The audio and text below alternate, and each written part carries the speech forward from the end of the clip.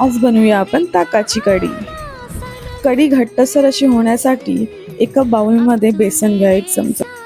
त्यात थोडं पाणी किंवा ताक घालून मिसळून घ्या आणि मग इकडे मिरची, लसूण, जिरा कुटून घ्या किंवा तुम्ही मिक्सरलाही लावू शकता.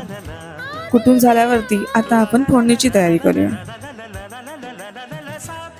कुटून झाल्यावरती आपण एका टोपात फोडणी देऊया.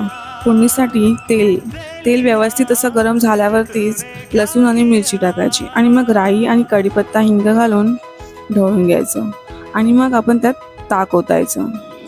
आता चवीनुसार मीठ आणि कोथिंबीर टाकून घेऊया आणि आता ढवळून घेऊया.